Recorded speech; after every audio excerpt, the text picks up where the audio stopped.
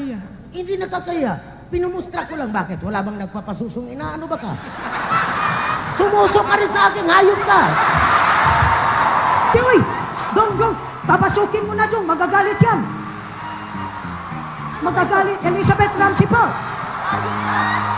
Eh, yung gwardiya kasi hindi ka nakilala, Day. Ano ba? Pasayluan na lang in town. Huwag ka kayong maingay dyan. Nagalit pa yung gwardiya? Aba, ewan ko sa hayop na yun. Hindi. Dong, sorry dong ha. Kasi na-late siya. Na-late. Hindi. Sige na lang, Day. Bawal yata dito ang pangit. Hayop ka eh. Sandali lang. Papakilala muna kita. Mga kaibigan, my mother, Elizabeth Ramsey. Sandali, oy. Sandali lang mga kaibigan. Sandali lang. Mayroon lang akong hahalikan. Yung stage.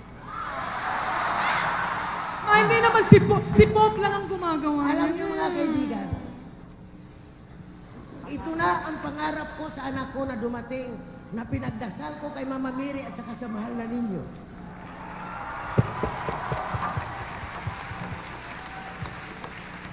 Don't cry.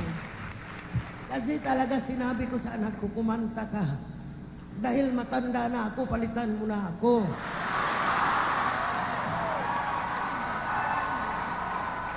Eh ngayon, sabi ko sa kanya, gusto ko pag nawala na ako, ang Ramsey, maiiwan pa rin. Yan ang hiningi ko sana. Kaya naniniwala ako na pag hiniling mo kay Mama Mary at saka sa mahal na ninyo, although nag-intay ako ng 7 years, mga kaibigan, 11 years, binigay rin ang pangarap ko sa anak ko. Marami pong salamat, mga kaibigan. Day. Bakit hubad ka, hayop ka? Muadto na ko, Day, ha? Musod na ko. Musod. Ikaw eh, Ano? anong sinabi mo, nanay mo? Second mother. Mamita, I call her Mamita. Mga kaibigan, alam nyo, ito hindi mabubuo kung hindi rin sa kagandahang loob ni Miss Pilita Coral. Alis na ako, Day, ha? Ikaw na lang, Day, ha, Day?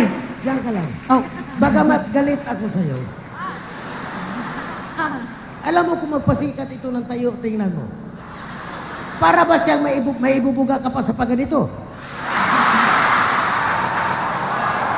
Yan. Hindi po.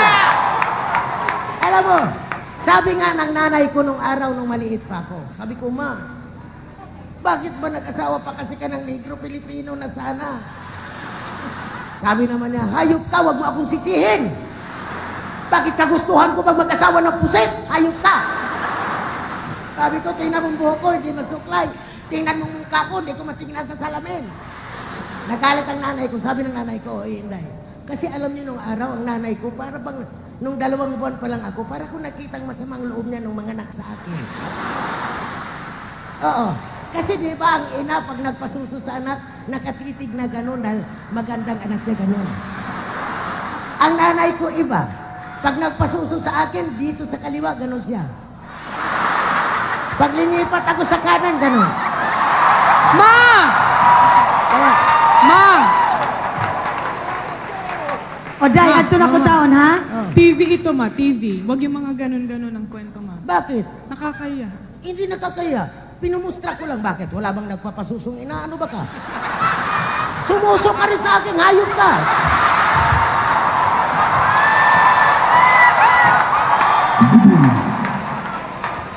Bakit? Maging ganyan ka ba? Huwag kang mahiya, Day. Binuhay ko kayo sa kawalang hiyaan. Naintindihan mo ba?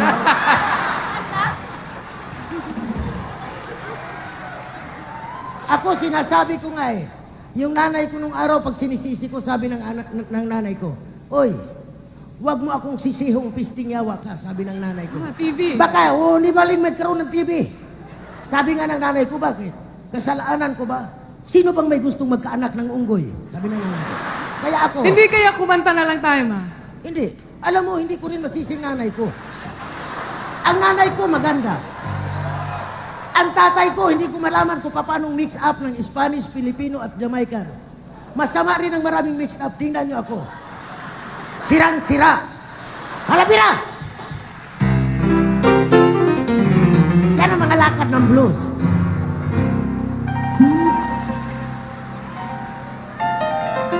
I was start in the city,